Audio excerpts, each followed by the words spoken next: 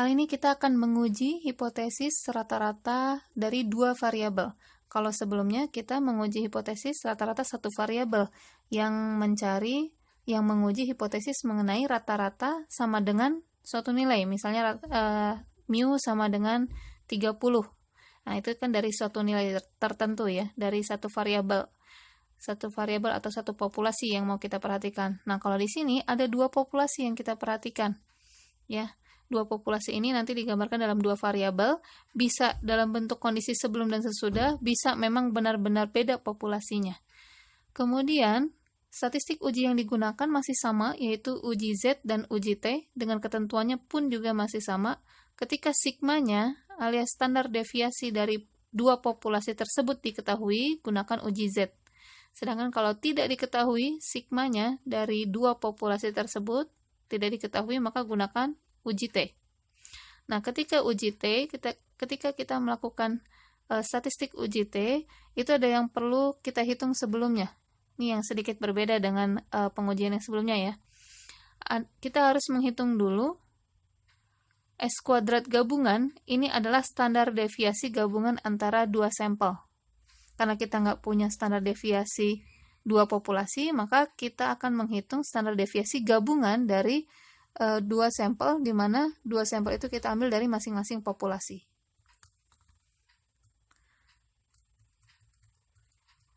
Jadi fungsi dari manfaat dari uji rata-rata dua variabel ini ya, kita bisa menguji perbedaan rata-rata antara variabel 1 dan variabel 2, menguji antara populasi 1 dan populasi 2, misalnya populasi laki-laki dan populasi perempuan, data dari populasi laki-laki dan data dari populasi perempuan.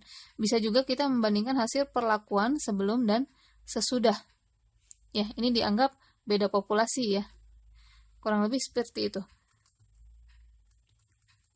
Untuk langkah-langkah pengujiannya masih sama dengan yang sebelumnya. Pertama, menentukan hipotesis uji H0 dan H1-nya, kemudian menentukan taraf signifikansi alfanya. Kalau two tails, kalau dua arah, berarti alfanya alfa per 2, seperti itu ya. Kemudian menentukan statistik uji, apakah menggunakan uji Z atau uji T. Kemudian menentukan kriteria uji. Kriteria uji ini berdasarkan dari statistik uji tadi. Kalau pakai uji Z, berarti kriteria ujinya kita mencari di tabel Z. Kalau pakai uji T, kriteria ujinya kita mencari di tabel T. Kemudian kesimpulan. Membandingkan langkah 3 dan langkah 4. Menentukan area penolakan di langkah 4 ya. Ini. Jadi kalau uji rata-rata dua variabel, itu berarti kita punya dua rata-rata, yaitu mu1 dan mu2. Ini ya disajikannya.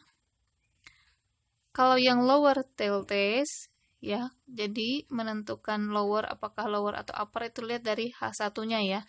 Jadi kalau sebelah kiri alias kurang dari, nah itu lower tail test. Ini hipotesis rata-rata variabel 1 lebih kecil daripada variabel 2. Ini jatuhnya one tail ya, alias satu arah, uji satu arah. Ini juga masih uji satu arah dengan kondisi di mana rata-rata variabel 1 lebih besar daripada variabel 2. Tandanya lebih besar. Maka H0-nya adalah kebalikannya ya, kurang dari sama dengan. Yang ini pun juga sama, lebih besar sama dengan, kebalikan dari H1. Masih sama prinsipnya, cuma bedanya kalau yang sebelumnya kan pakai angka, mu-nya ketemu dengan angka. Kalau yang ini mu-nya mu1 ketemu dengan mu2. Nah, kalau yang dua arah, two tail, itu ya berarti H0-nya sama dengan, H1-nya tidak sama dengan. Di mana hipotesisnya mengenai rata-rata variabel 1 tidak berbeda dengan variabel 2 ini untuk hipotesis H0-nya ya. H0-nya. Kalau untuk yang H1-nya berarti maksudnya adalah sama. Tidak sama. Tidak sama dengan. Rata-rata variabel 1 tidak sama dengan rata-rata variabel 2. Ini rumusnya masih sama. Ada ketika sigmanya diketahui, karena ada dua variabel, berarti kita akan punya dua sigma ya, dua standar deviasi yaitu standar deviasi populasi 1 dan standar deviasi populasi 2. Ketika diketahui, kita menggunakan rumus ini. Rumusnya berbeda ya. Rumus yang digunakan adalah ini. Ya, jika diketahui dua-duanya, maka kita akan menggunakan uji Z. Ya, ketika diketahui standar deviasi dari dua populasi itu. Maka nanti kriteria ujinya menggunakan tabel Z. Kemudian kalau tidak diketahui bagaimana menggunakan uji T. Sama saja ya cara memilih ujinya, yaitu berdasarkan apakah sigmanya diketahui atau tidak diketahui. Kalau tidak diketahui, gunakan uji T, di mana rumusnya adalah ini. Perhatikan bahwa di sini ada S kuadrat gabungan. Ini adalah variansi ya.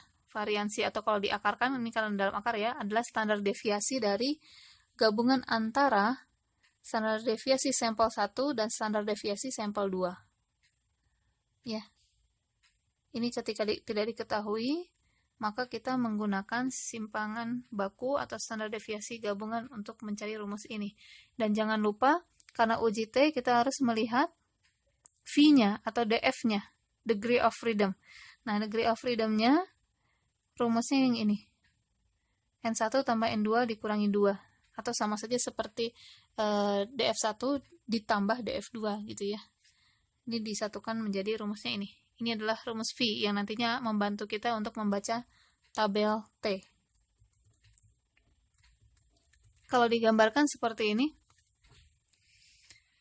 ketika dia lower tail test satu arah sebelah kiri, maka kita akan menolak H0 ketika kurang dari min Z alpha ini ya. Kalau ini misalnya menggunakan uji Z, simpangan baku populasinya diketahui, maka seperti ini.